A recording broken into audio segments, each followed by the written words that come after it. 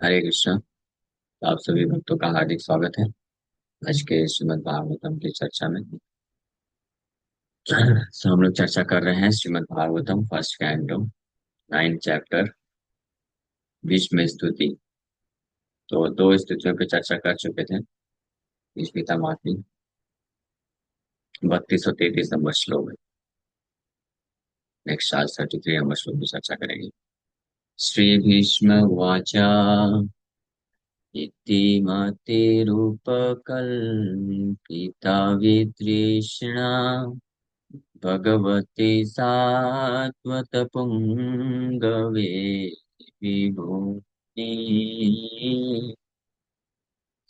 स्वसुखमुपगते क्वचित् विहर्तुम् प्रकृतिम् उपेयुषि यद्भवा प्रवाहा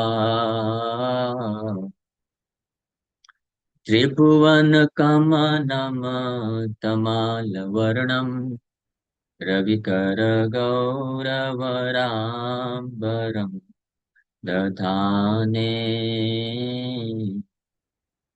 वपुरलककुलावृताननाब्जम् विजयसखेरतिरस्तु मे नवत्या युधितुरगरजो विधूम्रविश्व कचलुलित श्रमवाट अलङ्कृताश्रे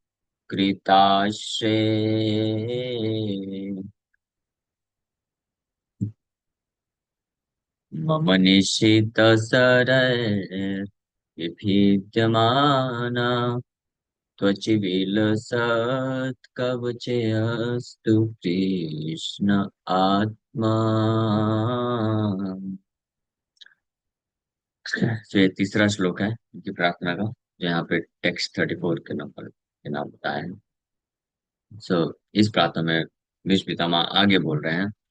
पिछले श्लोकों में जैसे हमने चर्चा किया था, 2 श्लोक में भीष्म पितामह वर्णन किए कि मैं अपने अ, पूर्ण मति को पूर्ण रूप से अन्यत्र हटाकर केवल कृष्ण पे फिक्स करता हूँ। वो कृष्ण जो अर्जुन के सखा हैं और पूरे त्रिभुवन में जो अत्यंत आकर्षक है, और अ, जिनका मुखमंडल कमल के सदृश है। घने घुंघराले बाल से घिरा हुआ उनका मुखमंडल कमल नयन के साथ अत्यंत सुंदर, अ, मंद मंद मुस्कान से सज्जित मुखमंडल के ऊपर मेडिटेट करते हुए, ध्यान करते हुए विस्मितामा ऐसे विजय सखे, विजय अर्जुन के मित्र सखा के प्रति ही एकमात्र मेरी आसक्ति हमेशा बनी रहे। हाँ, अब नेक्स्ट बोल रहे हैं। On the battlefield where Shri Krishna attended Arjuna out of friendship, the flowing hair of Lord Krishna turned ashen due to the dust raised by the hoofs of the horses, and because of his labor, beads of sweat wetted his face. All these decorations, intensified by the wounds on his skin dealt by my sharp arrows, were enjoyed by him. Let my mind thus go unto Shri Krishna. हाँ, तो कुरुक्षेत्र युद्ध कुरुक्षेत्र के युद्ध स्थल पे भगवान कृष्ण, जो अर्जुन के सखा होने के कारण उनके सारथी बनकर के उनके रथ के सामने खड़े हैं, और युद्ध के दौरान उनके बाल जो है घने घुंघराले, अत्यंत घने घुंघराले बाल, भगवान कृष्ण के सिर के बाल खुल गए। और युद्ध में घोड़ों के दौड़ के कारण, रथ के दौड़ के कारण धूल डस्ट उड़ रहा है। तो घोड़ों के खुर से उत्पन्न होने वाले, उड़ने वाले जो धूल है, उससे भगवान का जो घना घुंघराला बाल है वो हल्का हल्का क्या हो गया, इट टर्न ऐश, मतलब राख की तरह हो गया थोड़ा कलर। और अर्जुन अपने प्रिय सखा अर्जुन के लिए कार्य करते वक्त, लेबर करते वक्त, कठिन परिश्रम करते वक्त, रथ को चलाते वक्त भगवान के फेस में, चेहरे में पसीने की बूंदें भी हैं। और साथ ही साथ में भीष्म पितामह याद कर रहे हैं कि ये जो सुंदर उनका डेकोरेशन है, श्रृंगार है। हाँ, घोड़ों के पैर से निकलने वाले धूल घने घुंघराले बाल में जाके फंस गए, और पसीने उनके बह रहे हैं। इस श्रृंगार में मेरे द्वारा चलाए गए जो तीक्ष्ण बाण है, उनसे जो खून भगवान के शरीर से निकला, वो खून की जो छींटे हैं उनके चेहरे पे, उनके पूरे छाती में पड़ा हुआ है, और वो उनकी सुंदरता को और बढ़ा रहा है। और भगवान भी उसको एंजॉय कर रहे हैं। हाँ, कृष्ण इज ऑल्सो एंजॉइंग। तो इस प्रकार के श्री कृष्ण की तरफ मेरा मन जो है आकर्षित हो जाए। हाँ, एक साधारण क्षत्रिय भी होता है। क्षत्रियों के बारे में बताया जाता है कि जब उनके शरीर से युद्ध करते वक्त जब शरीर में से खून निकलता था, तो वो उससे वो भयभीत नहीं होते थे। हाँ, बल्कि उनका आनंद बढ़ता था और उनका उत्साह बढ़ जाता था। अपने शरीर में खून को देख करके क्षत्रिय जो है और उत्साहित हो जाते। तो यहाँ पे तो खैर कृष्ण क्षत्रिय के रोल में है, बट वहां तो उससे भी महत्वपूर्ण बात है कि कृष्ण सामने देख रहे हैं कि उनके ऊपर बाण कौन चला रहा है। भीष्म पितामह उनके ही शुद्ध भक्त, उनके ही इच्छा से या उनके आदेश से भगवान कृष्ण के ऊपर बाण चला रहे हैं। हाँ, तो कृष्ण, ये एक लीला है। हालांकि कृष्ण, भगवान कृष्ण का शरीर दिव्य है, लेकिन उस दिव्य शरीर में भी भगवान उस पास टाइम भगवान जो भी लीला करते हैं उसको बिल्कुल परफेक्ट तरीके से करते हैं ताकि उसका रस आस्वादन कर सके। तो भीष्म पितामह जब बाण मारते थे और भगवान कृष्ण के शरीर से खून निकलता था, तो इसको भगवान कृष्ण एंजॉय कर, इससे उनको आनंद की वृद्धि होती थी। और भीष्म पितामह को भी ये देख करके उनके हृदय में जो रस है, चवुल्लस रस इसको बोलते हैं, वीर रस है, हाँ, वो रस का आस्वादन होता था भीष्म पितामह को। भगवान कृष्ण को के ऊपर चलाए गए भीष्म पितामह के जो शार्प एरोज हैं, जो अत्यंत तीक्ष्ण बाण है, वो आ, उसकी भांति प्रतीत हो रहे थे, जैसे कोई भक्त उनके ऊपर फूलों की वर्षा करता है। इस प्रकार से भगवान कृष्ण उन बाणों को ले रहे थे। और इसलिए यहाँ पे लिखा हुआ है कि भगवान जो है एंजॉय कर रहे हैं ऐसी स्थिति को। जैसे युद्धि तुरग रजो, युद्धि मतलब युद्ध क्षेत्र, द बैटल फील्ड। तुरग, तुरग मतलब हॉर्सेस, घोड़े। घोड़ों के रज, युद्धि तुरग रजो, रजा मीन्स डस्ट, धूल, जो घोड़ों से उत्पन्न होने वाले धूल है। विधूम्र, विश्व, विधूम्र मतलब भी धूमित हो गया है। हाँ, धूमित हो गया है। जैसे धुमला धुमला हो जाता है ना, कभी कभी धुआं जब बहुत सारा निकलता है तो कहीं पे, तो वो आसपास का जो पूरा क्षेत्र है वो धूमित हो जाता है। इसी प्रकार से जब धूल उड़ती है तो धूल धूसर, धूसर भी बोलते हैं, या धूमित हो जाता है। उसी प्रकार से धूल जब उड़ रहा है तो भगवान का जो स्वरूप है, दिव्य शरीर है, वो धूमित हो गया है। इसलिए विधूम्र, टर्न्ड एन एशन कलर। युधि तुरग रजः विधूम्र एंड कच्चा लुलित। कच्चा मतलब हेयर्स, उनके जो बाल, बाल को कच्चा भी बोला जाता है। विश्व, हिल रहे हैं। युद्ध क्षेत्र में हवा भी चल रही होगी और मूवमेंट भी कर रहे हैं, तो बाल हिल रहे हैं। और ये परिश्रम करने के कारण भगवान के बाल लुलित मीन्स स्कैटर्ड, खुल गए। बाल, बाल बांध के रखे होंगे। जब जब बहुत ज्यादा घने बाल होते हैं जिसके, तो थोड़ा सा भी कहीं झटका लगा तो बाल खुल जाता है, ये स्वाभाविक है। तो भगवान के बाल कंधे तक आते हैं, जनरली कंधे तक भगवान के बाल होते हैं, और अत्यंत घने बाल हैं, घने। और या उसका कलर भी बताया गया है, आ, जो है अत्यंत गाढ़ा, आ, नीला, बहुत ही ज्यादा गाढ़ा नीला कलर। इट्स नॉट नीला colour, bluish, but dark bluish colour, या black, completely black color. So Lulita, Kacha Lulita Vishwak, Yuthi Turaga Rajaha Vithumra, विश्व कच लुलिता। कच मीन्स हेयर, बाल। ये मैं इसलिए इतना डिटेल में बता रहा हूँ क्योंकि जब आप ये प्रार्थना है, हम सब याद कर लेंगे तो अच्छा रहेगा, इसको रिसाइटेशन जब करेंगे तो इसका एक एक शब्दों का अर्थ जब पता रहेगा, तब आप वास्तविक रूप में भीष्म पितामह किस प्रकार से भगवान कृष्ण के दिव्य सौंदर्य से आकर्षित हैं और उसके रस का आस्वादन कर रहे हैं। हम कुछ हद तक, हाँ, पूर्ण मात्रा में तो नहीं कर सकते, लेकिन कुछ हद तक हम अनुमान लगा सकते हैं कि how much wonderful means devotional feelings Bhishma Pitamah must be having. कितना अद्भुत आध्यात्मिक रस का आस्वादन भीष्म पितामह कर रहे होंगे उस वक्त जब भगवान कृष्ण के ऐसे दिव्य स्वरूप का सामने फेस टू फेस दर्शन प्राप्त कर रहे हैं। और उनके दिव्य स्वरूप का दर्शन प्राप्त करते वक्त उनका गुणगान कर रहे हैं भीष्म पितामह। तो जो स्वरूप, जिस प्रकार का दिव्य स्वरूप भीष्म पितामह को अत्यंत आकर्षित करता है, उसका भीष्म पितामह गुणगान कर रहे हैं। तो विश्व मीन्स वेविंग, फ्लोइंग, मूव कर रहा है, प्रवाहित हो रहा है, प्रवाह, हाल जो है मूव कर रहे हैं भगवान की। एंड कच्चा लुलिता, हाँ, इसका आई थिंक फोटो भी आपको दिखाते हैं, इमेज बनाया गया है कृष्ण इन battle field in front of Vishnu. I show you the image.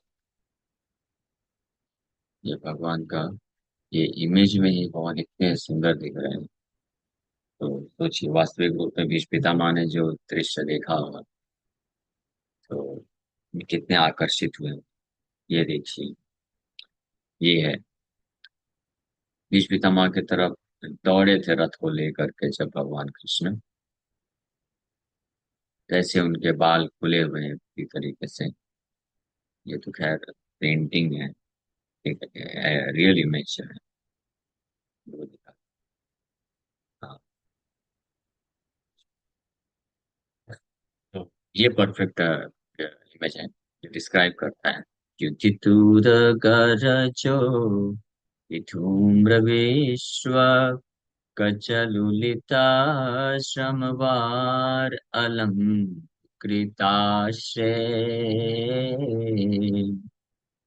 मम निशितसर विभिद्यमाना त्वचि विलसत्कवचेऽस्तु कृष्ण आत्मा। तो इस प्रकार से भगवान कृष्ण के दिव्य स्वरूप का दर्शन कर रहे हैं। विश्व कचल उलित श्रम वारी, श्रम मतलब परिश्रम, मेहनत, वारी, श्रम वारी मतलब परस्पिरेशन ड्यू टू लेबर, पसीना।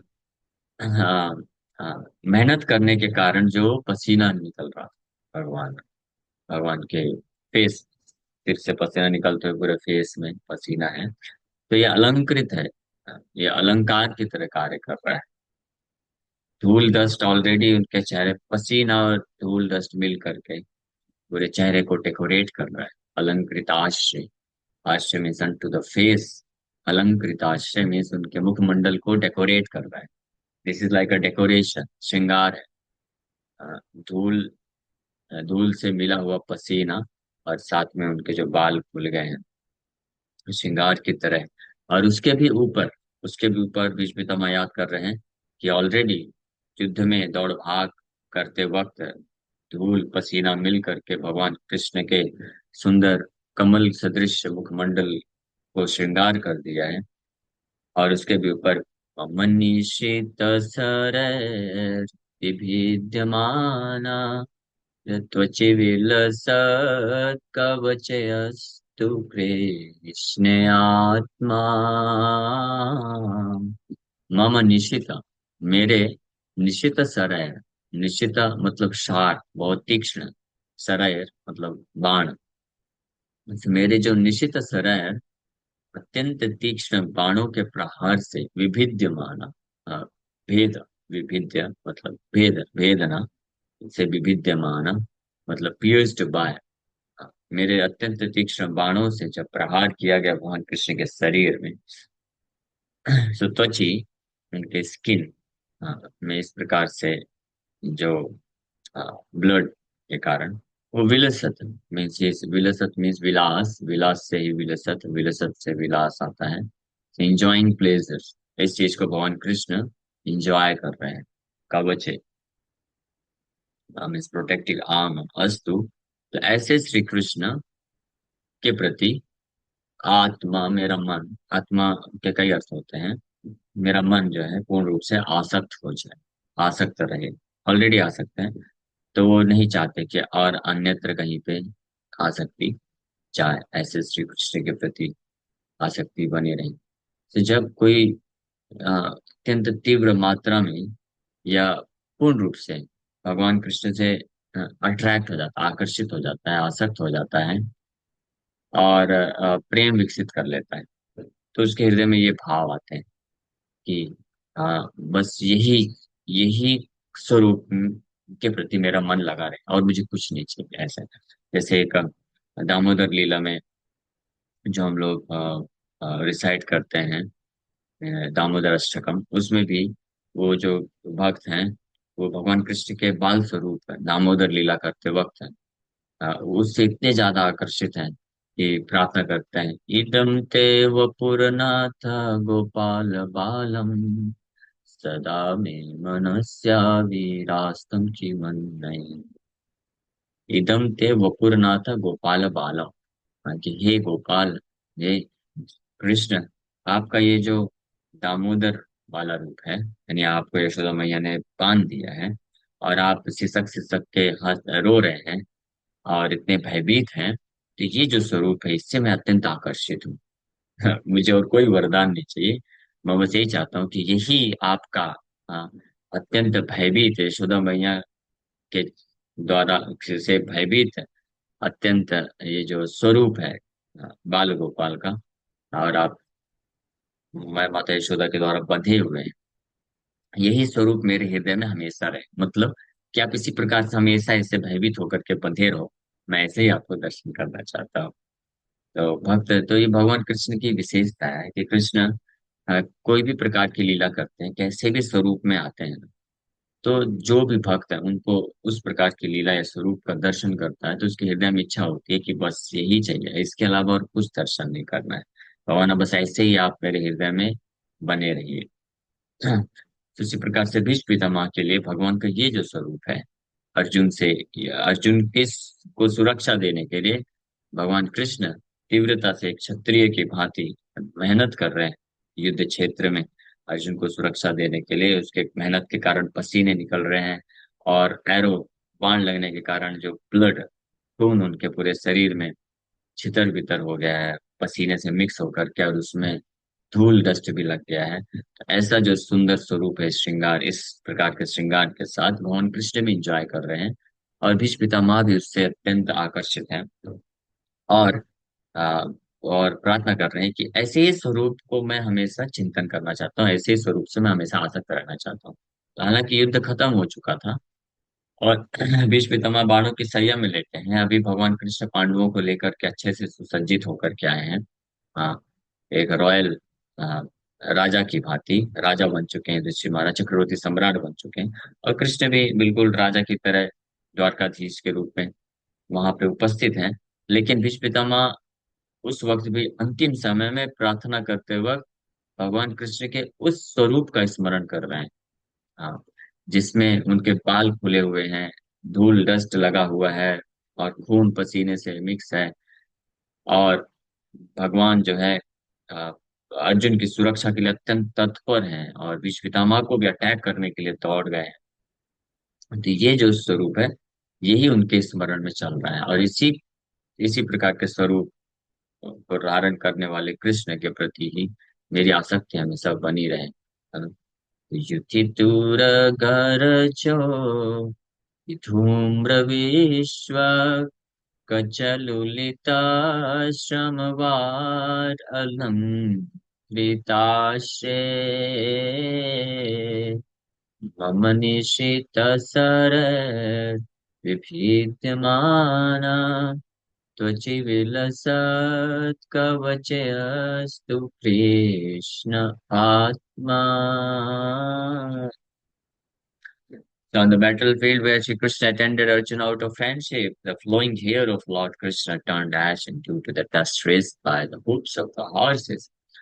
And because of his labor, beads of sweat wetted his face. All these decorations, intensified by the wounds on his skin dealt by my sharp arrows, were enjoyed by him. Let my mind thus go unto Sri Krishna. So the Lord is the absolute form of eternity, bliss and knowledge. भगवान कृष्ण का जो स्वरूप है वो क्या है? सच्चिदानंद विग्रह है, सच्चिदानंद विग्रह. As such, transcendental loving service to the Lord in one of the five principal relations, namely Santa, Dasya, Sakya, Vatsalya, and Madhurya, that is neutrality, servitorship, fraternity, parental affection, and conjugal love, is graciously accepted by the Lord when offered to the Lord in genuine love and affection. So भगवान कृष्ण का स्वरूप जो है सच्चिदानंद विग्रह है, और भगवान अपने भक्तों के द्वारा जो दिव्य प्रेममय सेवा के अनुसार वास्तविक प्रेम और स्नेहवश भक्त ये पांच प्रकार के रस में से कोई भी सेवा प्रदान करता है तो भगवान उसको स्वीकार करते हैं और उसी के भांति रेसिप्रोकेट करते हैं, आदान प्रदान करते हैं. Shri Vishwadev is a great devotee of the Lord in the relation of servitorship.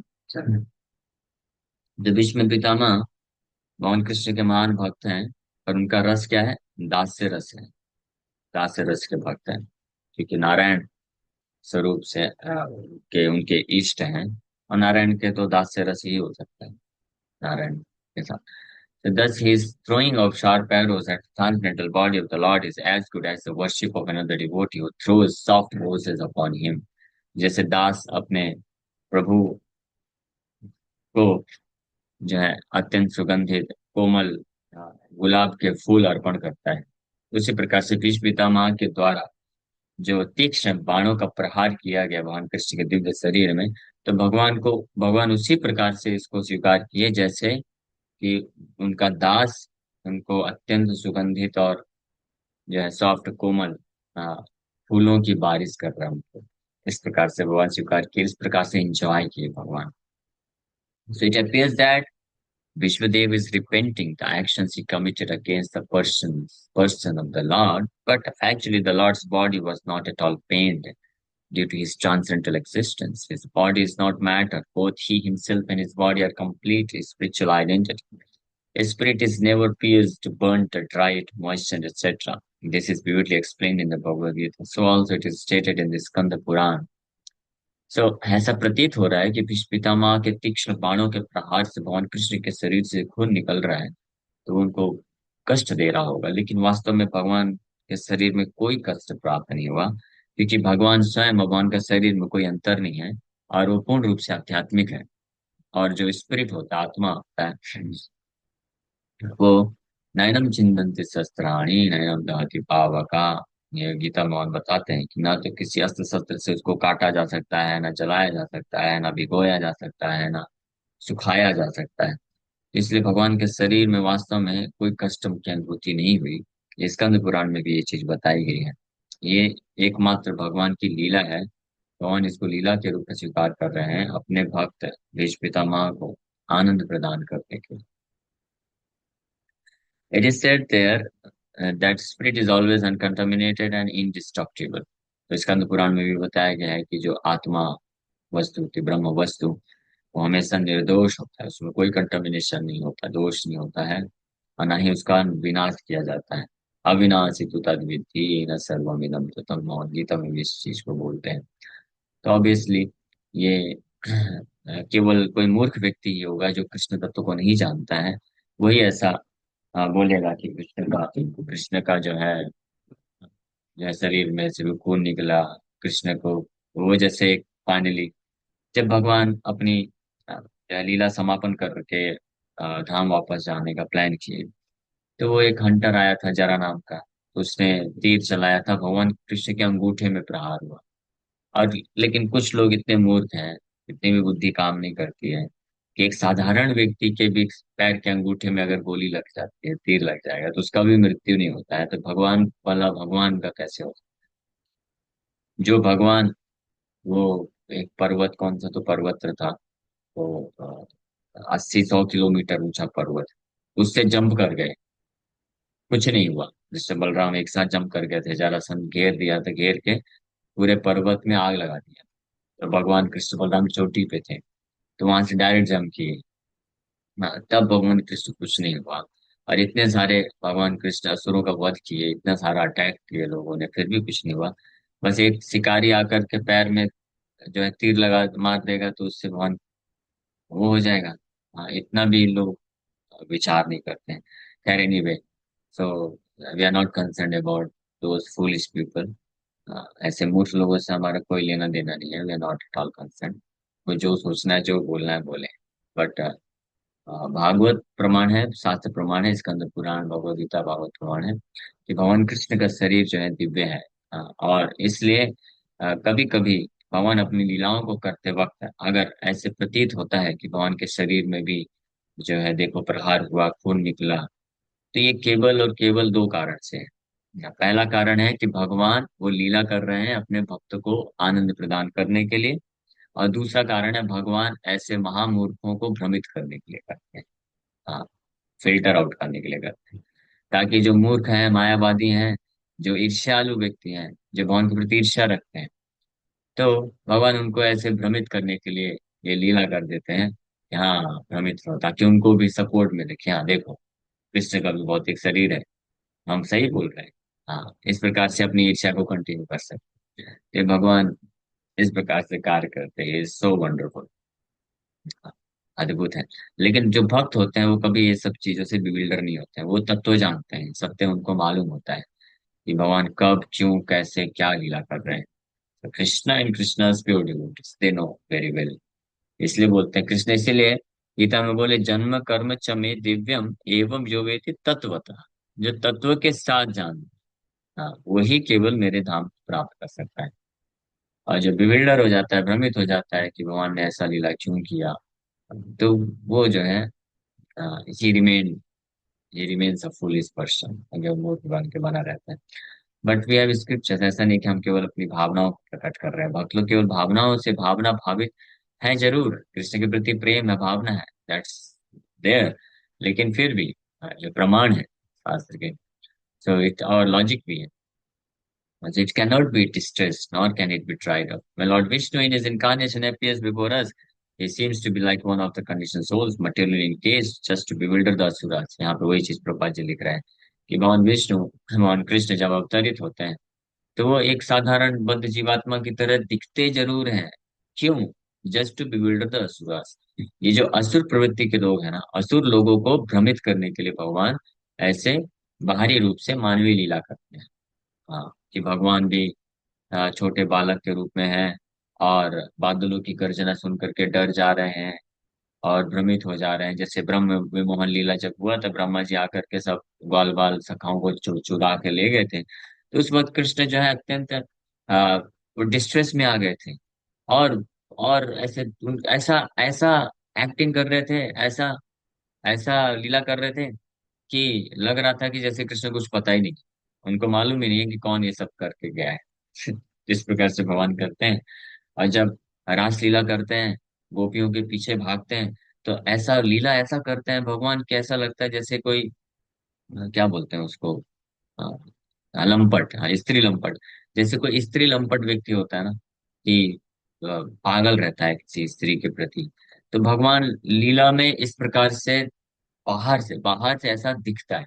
तो जो मूर्ख असुर लोग होते हैं, मूर्ख लोग होते हैं, वो बिविल्डर हो जाते हैं, भ्रमित हो जाते हैं कि अरे देखो, कृष्ण स्त्री लंपट है, या देखो कृष्ण कितने डरपोक हैं, या देखो कृष्ण के शरीर में प्रहार हुआ, खून निकल गया। तो ये सब भगवान लीला करते हैं, हाँ, इन असुरों को बिविल्डर करने के लिए। हाँ, और द नॉन बिलीवर्स, जो विश्वास नहीं रखते हैं, वो are always alert to kill the lord even from the very beginning of his appearance. जन असुरों का लक्षण क्या है? भगवान के जन्म से लेकर के इतना ईर्ष्या रखते हैं कि जन्म से लेकर के अंत तक वो भगवान को मारने का प्रयास करते हैं। तो भगवान भी उनको भ्रमित करते हैं। तो कंसा wanted to kill Krishna, Ravana wanted to kill Ram, because foolishly they were unaware of the fact that Lord is never killed, or the spirit is never annihilated. तो भगवान रस का आस्वादन करते हैं। इसी प्रकार से Yeah, therefore, Bhishma Deva's piercing of the body of Lord Krishna is a sort of bewildering problem for the non-devotee atheist, but those who are devotees or liberated souls are not bewildered. इसलिए भगवान उसी प्रकार से भीष्म पितामह के द्वारा जब भगवान कृष्ण के शरीर में इस प्रकार से जब वो किया जा रहा है, अटैक किया जा रहा है, तो एक ये बिविल्डरिंग प्रॉब्लम, बिविल्डरिंग है किसके लिए? ये जितने भी प्रकार के अभक्त हैं, नास्तिक हैं, ईर्ष्यालु व्यक्ति हैं। लेकिन जो भक्त लोग हैं या मुक्त आत्मा है, शुद्ध भक्त हैं, उनको कोई फर्क नहीं पड़ता। वो जानते हैं कि भगवान ये सब लीला क्यों कर रहे हैं। ठीक है, तो दो पैराग्राफ और इसका बचा हुआ है। आई थिंक हम लोग यहीं पे विराम करेंगे और इसको कल आगे कंटिन्यू कर रहे हैं। विश्वपिता माँ के प्रति के ऊपर कैसे भगवान ये कृपा कर रहे हैं। Thank you very much. Hare Krishna. किसी भक्त का कोई प्रश्न है तो? हाँ, हरे कृष्ण। प्रभु जी अभी स्वयं प्रभा है, उसका आज बर्थडे है। हाँ ठीक है। नहीं है।